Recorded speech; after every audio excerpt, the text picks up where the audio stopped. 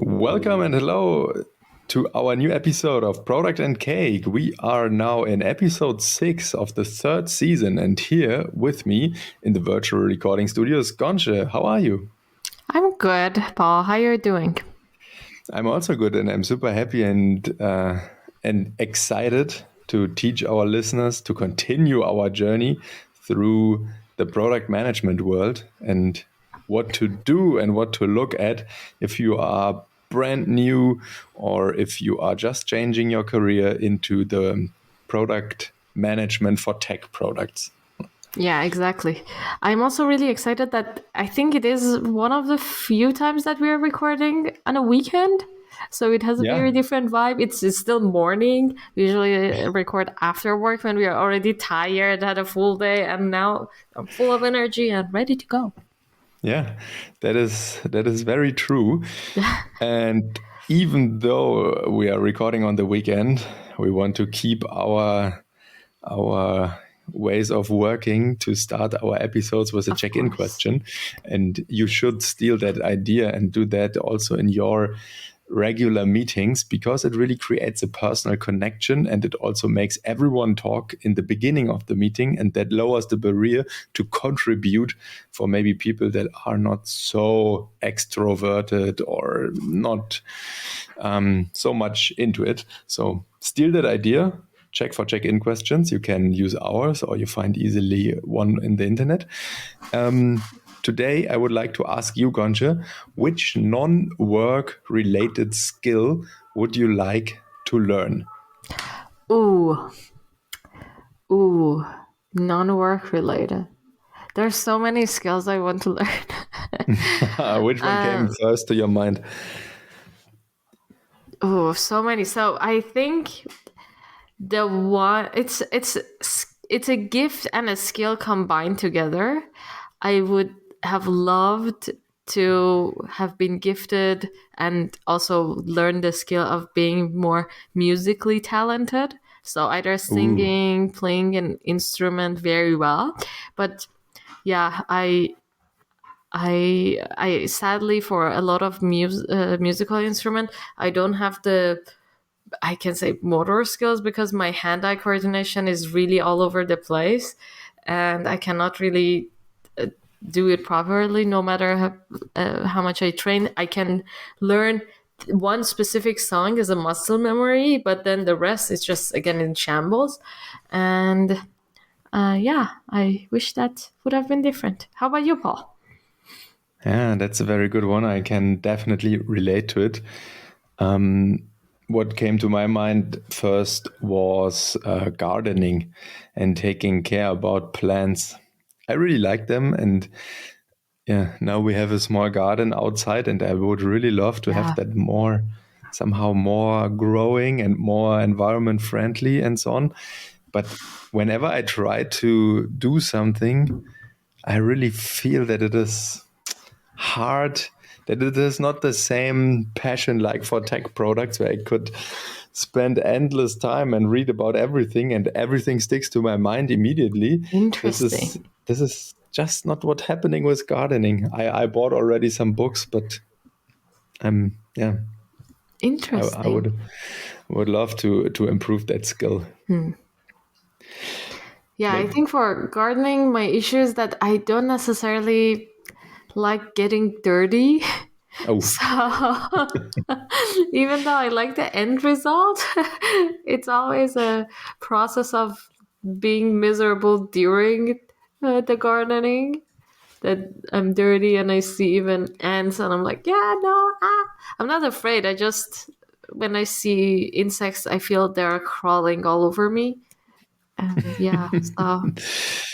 But my partner is really good at it, so we have one green thumb. Yeah, that is good. Teaming up, right? Exactly. And this is exactly the same thing you want to have in product tech teams. Exactly. People with different abilities, and you as a product manager, you need to understand everything a little bit and facilitate the team to get to awesome results.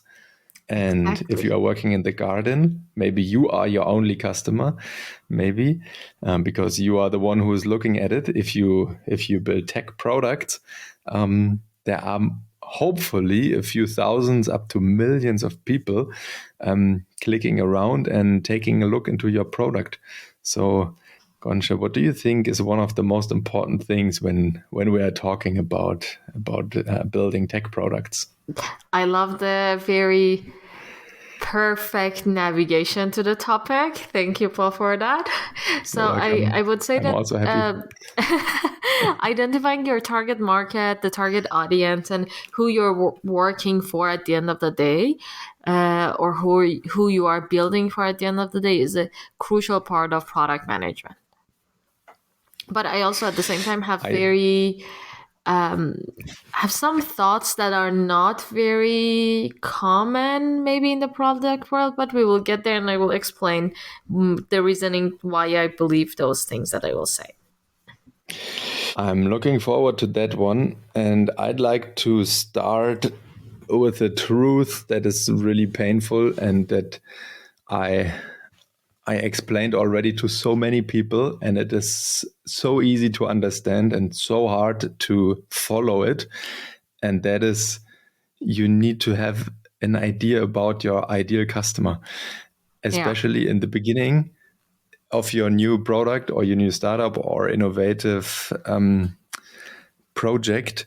You should not compare yourself with Google and saying, hey, look, Google is also for everyone, so why my product is also for everyone. Everyone can make use of it. And that brings a lot of difficult questions. Or basically, you try to do something for everyone. You are doing everything a little bit, but nothing right. And Yeah. you can't use that in arguments or in strategic decisions as something given, right? Because everything in product management is volatile and can change and is evolving and gets new context. And this is also the beauty of it, what I really like. You get new insights, new data, then you can change your approach. But if you are not committing to something in one specific point, then it becomes very, very hard, or even worse, it becomes just luck that it is working in the end. Yeah, so I completely agree. You need to identify your target market, as in what problem are you trying to solve? And that problem, in my perspective, and that's the maybe controversial part, I don't believe in uh, demographics as a as an identifier for the target market, like age, gender, location, income, etc. I don't believe in those should not be the reason or the categories of users that you will define. Maybe in the beginning, because when you are starting from a very very small niche and you want to slowly grow, those can be supporters, but you need to start with the problem that you want to solve. And that needs to be the basics of your user persona. I'm also, again, another controversial idea here is that I'm against user personas, because even though I think they can be really, really useful tools in the company to talk about the same things, to have similar understanding, the issue and the challenge that I've seen for many years is that the user persona starts to get a very specific shape, and then it results in exclusion of other potential customers. I'm not saying that we need to build for everyone. That's absolutely not what I'm saying. But the problem that we are trying to solve, the need that we are addressing, does not, or most of the time, unless it's a very specific product, should not limit the users based on their, for example, age to access, or based on their gender to access something. I do consider those discrimination. There is this beautiful meme, right, where you say you build a product for older white men from Great Britain, and Yeah, then this exactly. persona is matching King Charles and Ozzy Osbourne at the same time, and Exactly. you could think about, okay, they have maybe slightly different living circumstances. Yeah, both of them extremely rich. Both of them live in a castle. Both of them are in the UK. Both of them are old. And like the demographics of these two characters are the same. The needs probably very different. The characteristics very different. So even though I really love user personas, if they're used correctly, unfortunately, since I've rarely seen that they're used correctly. I'm not a big fan of them. And often we say that, oh, don't fall in love with your solution, fall in love with your customer. I would also say, don't fall in love with your customer. You need to fall in love with the customer's needs. You need to understand their needs better. Also, it gets really interesting when so I worked at some time for a company that our work was market research, and it was really challenging for me in the beginning to understand our target demographic, because our target demographic as a market research product was everyone. For being statistically significant, statistically accurate results, we need from every demographic. And like for building a product, for building a marketing strategy, for all of these things, we needed a kind of a user persona. We needed a target audience. Who should we approach? How should we word things? And then our thought was always that, yeah, through the demographics, every meeting that we had was through the demographics, that, oh, we might need to go for the people who currently do not have a job or have a low income and they want to get additional cash to answer surveys. Like, well, that cannot be, because we will have some surveys that are only for people who work between these ranges of salary. We need to have people who live in a city. We need to have people who live in rural. So we need everyone. How can we? And at some point we broke this barrier and said, hey, we do not have a persona. The persona is not all of these demographics that you answer in the beginning of a survey, because we need all of them. But that's not against what you said, Paul, in the beginning, that you cannot be built for everyone. We still, at the end of the day, found the niche, the target market, but the demographic of the target market was everyone. So what I'm trying to say is the need of those people we try to find in different aspects. So, for example, some need was a user is playing a game and wants additional coin to level up.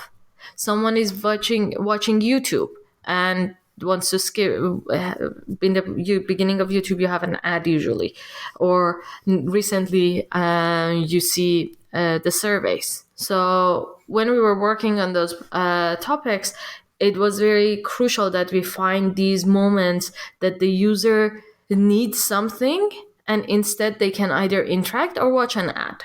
And we tried to inject ourselves there. So at the end of the day, we found the need, and that was our target market. Mm-hmm. Yeah, that is very interesting. And obviously it depends very much on your product. But I like what you said. You should fall in love with the customer needs, always the problem you want to solve. Yeah. And this is also what you want to see from founders. They are really passionate about this one specific problem. And what would you answer? Because when I explain that, usual response is that they say, yeah, I'm loving the problem. Basically, my solution is for everyone. And look, Slack, for example, was also invented by the guys who built this online photo sharing tool and then discovered that they want to chat about. And look, now every customer is using it, and they are non-governmental and huge accounts and small companies. Everyone is using it. I use it for my private life too. Blah, blah. Look, and this is the same. This is the same problem I solve with my product here. So this is for everyone. I can't answer you who is the specific, or what is the same value that identifies a group of people that have the specific problem. I mean, the problem is communication, or the need here is a communication. You want to communicate to others about a specific topic, or with a same group of people in different contexts, in different topics. So that's also the differentiator between what I would consider Slack and a lot of other messaging apps. You can create groups in the messaging apps, but if I want to replicate Slack in my WhatsApp, it would blow up because I have private messages with the people. I have chats with different constructions of people. Now these three are there. Now those three are there. Now these two are there. You know, it's all of this matrix of how people connect together. You can build much easier in Slack because it's shaped around the specific context. And that's, I would say, the demographic of Slack, that the group of people who want to communicate on a specific, around a specific context. Right. And another argument I'm always using is, okay, if you did 11 funding rounds and you raised more than $1 billion in funding, then you can really have multiple target groups, right? Then you can have multiple teams that are taking care about certain groups of potential customers.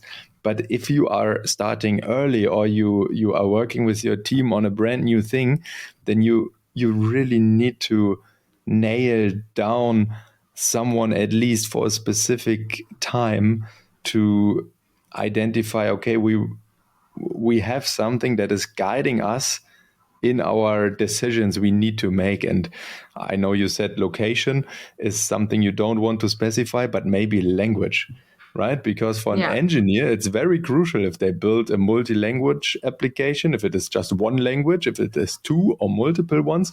And all of that has a lot of implications to a lot of different things.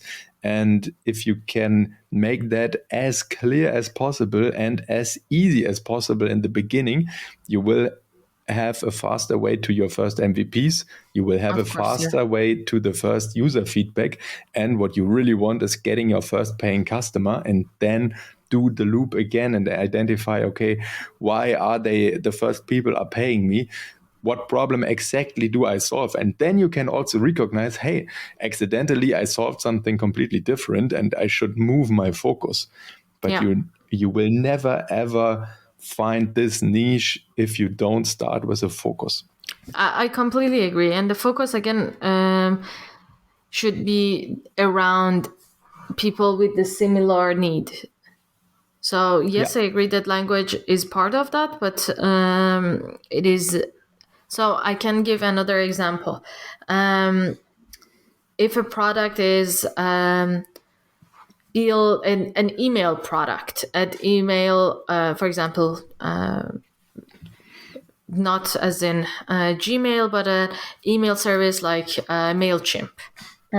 One of the ways that they could have started their business would have been, we built this only for companies that are exactly this size, companies between like 50 to 100 people, that they already have an in-house tech team, but they do not have an external. So all of these things are related to the need. The need is that they want to use this mail product, but they do not want to invest necessarily in-house, or it's too expensive for them to build it in-house. And it doesn't matter at the end of the day the size of the company.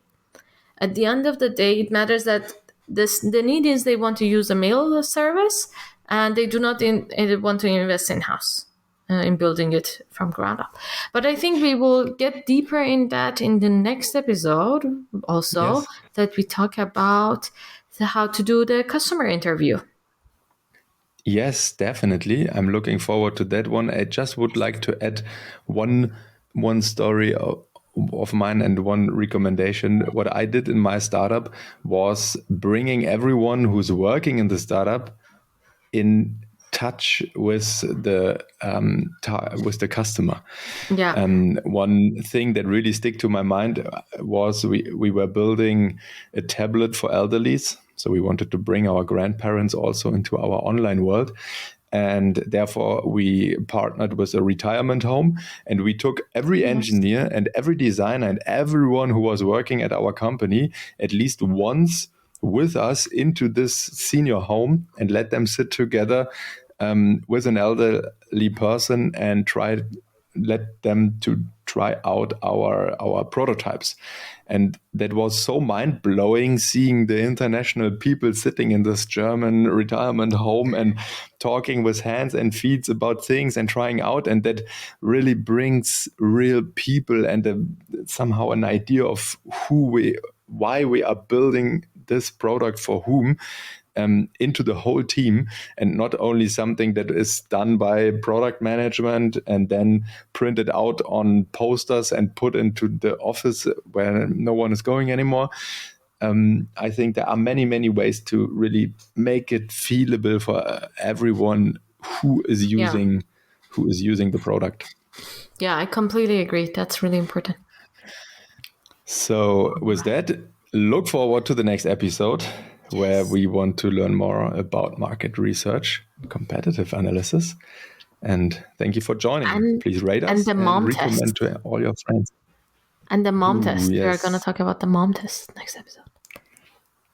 So, bye. Then subscribe and see you next time. Bye. Too many screens. I can't find my mouse to stop the recording. Let's keep